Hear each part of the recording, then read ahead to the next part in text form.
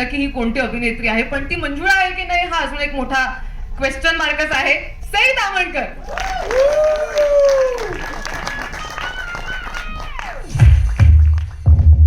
त्यासोबतच आपला सगळ्यांचा आवडता कलाकार ओम भूतकरला देखील मंचावर येण्याची विनंती. आणि ट्रेलर बघून ज्यांनी बरीच मजा केली आहे असं दिसतंय, अंशुमन विचारे त्यांना मंचावर येण्याची विनंती आहे.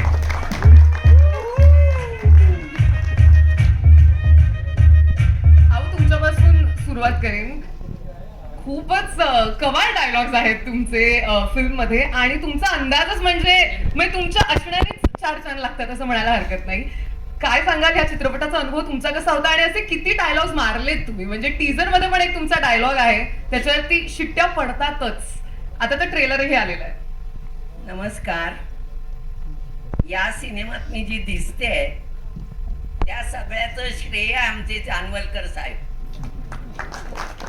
त्यांनी माझं नाव सुचवलं म्हणून मी या सिनेमात एंट्री घेतली.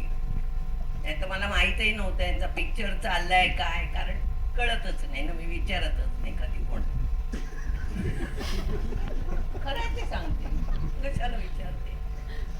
पण ज्या वेळेला मला आमचे विविध कोरगावकर, माझे डायरेक्टर आणि ननावरे या दोघांनी मला, आम्ही तिघं हॉटेलात भेटलो, तिथे मला माझी स्टोरी सांगितली, तू काय करते, काय करायचंय आणि किती दिवसाचं काम आहे. तर मी जरा नाखुश होते, 3च दिवसाचं काम आहे म्हणून. पण म्हटलं जाऊ दे, नवीन लोकांच्यात काम करूया म्हणून केलेलं आहे. पण मजा आली मला या पोरांच्यात काम करताना, मला खूप मजा आली. आणि नवीन डायरेक्टर बरोबर काम करताना त्याही पेक्षा जास्त मजा आली. क्या बात आहे. खूप छान त्यांनी काम केलं. त्याला टेन्शन असणार, दडपण असणार, कारण एवढी राक्षसांच्या बरोबर काम त्यामुळे जरा बिचारा घाबरलेला होता. पण त्यांनी खूप छान काम करून घेतलं आणि कोणीही मुलांनी त्याला त्रास दिला नाही. त्यामुळे काम चांगलं जमून आलं, भट्टी चांगली जमली आणि आमची तुंबाडची मंजुळा झालेली आहे. वा वा वा. तुम्ही म्हणालात तसं तुम्हाला ह्यांच्या सगळ्यांसोबत काम करायची इच्छा होती आणि मजा आली म्हणून तुम्ही केलं. तसं मला अगदीच दिसतंय की त्यांनाही तुमच्यासोबत काम करून तितकीच मजा आली आहे. आज तुमच्या इथे असण्याने सुद्धा आम्हा सगळ्यांना खरंच खूप मजा येते. एकदा जोरदार टाळ्या आऊसाठी झाल्याच पाहिजे. मकरंद सर, तुम्हाला विचारायला आवडेल की इंग्लिश डायलॉग्स पण जे काय तुम्ही मारलेले आहेत ट्रेलर मध्ये, ऍक्टिंग वगैरे, how was your experience of the film? It was wonderful. I must say that. And I'm thankful to Nadesh ji and then Vivid ji, Chandrasekhar ji, and my all colleagues. They appreciated me a lot. आणि खरं सांगायचं झालं तर ही एक वेगळी भूमिका आपल्या वाट्याला यावी याच्यासारखा आनंद नाही. सगळ्यात महत्वाचं ह्या भूमिकेचं मला आवडलेलं वैशिष्ट्य, मला खूप केस आहे. तुम्ही बारकाईनं पाहिलं असेल तर तुम्हाला खूप प्रभावित ते वाटणार आहे आणि ते मला खूप छान वाटलं. आणि तुम्ही गावातल्या खूप लोकांची केस घेतलेली सुद्धा आहे. हो, ट्रेलर मधून दिसतंय. आणि हा चित्रपट खरोखरीच एका नवीन दिग्दर्शकाने केलाय आणि त्याचा हा दुसराच प्रयत्न आहे असं सांगूनही खरं वाटणार नाही. इतकं चांगला त्याचा अभ्यास, सिनेमाची जी भाषा असते ती त्याला इतकी उत्तम पद्धतीनं कळालेली आहे आणि 48 जणांची मोठ बांधणं ही काही फार सोपी गोष्ट नाही. आणि त्याला मिळालेल्या अल्प कालावधीमध्ये त्यांनी अतिशय सुंदर अशी कलाकृती रसिकांच्या मनोरंजनासाठी साकार केलेली आहे. त्याबद्दल आधी त्याचं मनापासून अभिनंदन. आणि बाकी आम्ही कलावंत म्हणून इतकं एन्जॉय केलं. आम्ही एकमेकांबरोबर या अगोदर काम केलेलं आहे, पण ओम भूतकर बरोबर पहिल्यांदाच काम केलेलं आहे. त्याच्या नजरेतनं मी चांगलं केलंय की नाही हे आत्ता जरी कळत नसलं तरी तेव्हा चांगलं आहे असं त्याने दाखवलं होतं त्या माझ्या काही प्रसंगांमध्ये. आणि हा सिनेमा नेहमी आपण म्हणतो की मराठी सिनेमाचा आशय आशय आशय आपण सातत्याने म्हणतो, पण हा आशय असा आहे की आबालवृद्धांनी कुटुंबाने एकत्रित नातवाने आजोबाच्या मांडीवर बसून बघावा असा सिनेमा झी स्टुडिओजने निर्माण केलेला आहे.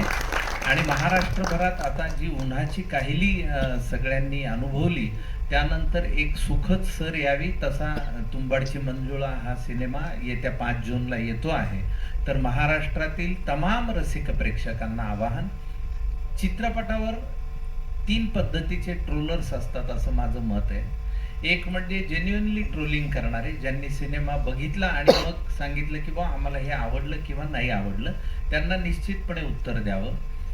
दुसरे असतात की आपण मत मांडलंच पाहिजे, आपल्याला त्या विषयातलं कळो नाही कळो पण आपलं आलंच पाहिजे तिथे एक पॅराग्राफ, अशी एक मंडळी असतात. त्यांच्याकडे तसं आपण समंजसपणे पाहिलं पाहिजे.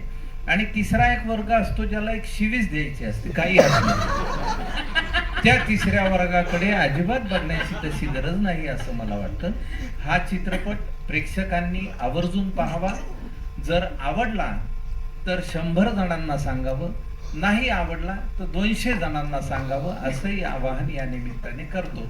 आणि सगळ्यांनी चित्रपटगृहात येऊन चित्रपट बघितला तर मग मराठी सिनेमाला चांगले दिवस आम्हालाही पाहायला मिळतील. वा, क्या बात आहे. एकदा जोरदार टाळ्या मकरंद सरांसाठी. म्हणजे यंदा 7 जूनला पावसाची वाट बघायची गरज नाहीये, त्याच्या आधीच 5 जूनला ही हास्य सर, या वेळेस हास्याचा पाऊस हास्याची येतोय. सर आणि पाऊस एकत्रितच आहे, पहा तुम्ही. वा, मी वा. आजच सांगून टाकतोय. कवाल कवाल. आणि हा. तुम्ही साधारण भाकीत सांगताय त्यामुळे आमचा पूर्ण विश्वास आहे. आणि तुंबाडची मंजुळा कोण, ह्या तुझ्या प्रश्नाचं उत्तर सादिक चितळीकर. मला असं वाटतं आज घरी गेल्यानंतर मला झोपेत पण रॅन्डम नावं आठवू शकतात की तुंबाडची मंजुळा ही व्यक्ती असू शकते. पण नाही, कळेल 5 तारखेला तर आपल्या सगळ्यांना कळेलच. जितू दादाला मला प्रश्न विचारायला आवडेल की साधारण तू या गावचा नारायण आहेस असं म्हणायला हरकत नाही, कारण तू सगळीकडे दिसतोयस आणि तू खूप हिरिरीने गोष्टी करतोयस. पण मंजुळेचं आणि तुझं नेमकं काय कनेक्शन आहे? तूही तिला शोधतोयस का की तूच मंजुळा आहे? एक तर सर्वप्रथम सादिक चितळेकर यांच्याबद्दल मकरंदजी असं म्हणाले की ते मंजुळा आहेत, तर ते खरोखर मराठी सिनेमाचं जे भूत आहे ते प्रेक्षकांच्या मानगुटीवर बसवण्याचं महत्वाचं काम या माणसाने. त्यामुळे ते या चित्रपटाचा एक भाग आहे, याचा आनंद आहे. मी मंजुळाचा आणि माझा काय संबंध आहे तर मी इतकं सांगेन की मंजुळा नावाची जी गोष्ट आहे ती काय आहे, सिनेमातनं त्याची उकल होणारच आहे, पण तिला आधी घाबरून त्यानंतर तिच्या विरोधात उभं टाकून शट्टू ठोकून उभा असलेला रवी अण्णा आहे आणि ते गाव आहे. पण जेव्हा हे कळतं की मंजुळा कोण आहे तेव्हा तिच्याकडे तितक्याच वेगळ्या नजरेनं आणि फार जरी ती मानगुटीवर बसली असली तरी सकारात्मकपणे तिच्याकडे बघण्याची वृत्ती सुद्धा बाळगणारा रवी अण्णा आहे.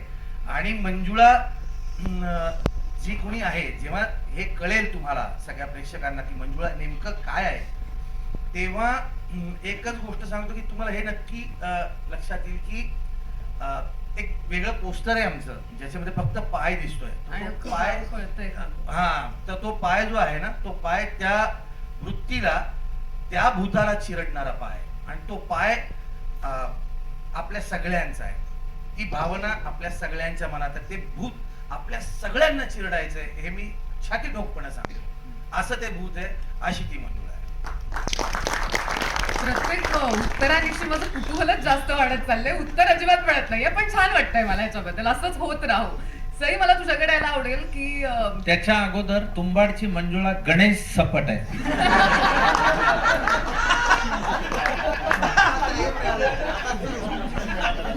मला उत्सुकता आहे की या कार्यक्रमाचा शेवट होईपर्यंत कोण झालेला असणार आहे तुंबाडची मंजुळा नक्की. मी आहेच एक. पण सई, या ट्रेलरचा जिथे शेवट होतो तिथे मकरंद सर म्हणत असतात की आता मंजुळा आणि मी बघून घेईन वगैरे, आणि तिथे तू दिसतेस आम्हाला. तर सांग आता, म्हणजे आहेस का तू मंजुळा? तुंबाडची मंजुळा प्रियल आहे खरं तर. आणि मला असं वाटतं की दुसऱ्या तिसऱ्याच सिनेमात तिला इतका मस्त रोल मिळालाय. म्हणजे प्रत्येक अस्पायरिंग अभिनेत्रीला असं वाटेल की नाही, मला अशा प्रकारचा रोल मिळाला हवा, असा रोल प्रियलचा आहे. मी एक गोष्ट या निमित्ताने आवर्जून सांगू इच्छिते की झी स्टुडिओ सारखा स्टुडिओ जेव्हा निर्मितीत उतरतो तेव्हा it's a very positive sign आणि मला खूप खूप शुभेच्छा द्याव्या अशा वाटतात की निर्मिती प्रक्रियेपासून सिनेमा हा त्यांनी बांधलेला आहे आणि जेव्हा एखादा असा भला मोठा स्टुडिओ एक पाठबळ घेऊन उभं राहतं तेव्हा ती इंडस्ट्रीसाठी खूप काय म्हणूया सकारात्मक आणि खूप बळ देणारी गोष्ट असते. So thank you sir. आणि 5 जूनला तुमच्या सगळ्या प्रश्नांची उत्तरं नक्की मिळतील. आवर्जून थिएटरमध्ये आमचा सिनेमा तुंबाडची मंजुळा नक्की पहा. फक्त एक रिपेअर, तिने एक अर्धवट माहिती दिली म्हणून. तुंबाडची मंजुळाचा डबल रोल आहे. त्यातला अर्धा प्रियलने केलाय आणि अर्धा केला योगेश शिरसाटने. टाळ्या एकदा जोरदार.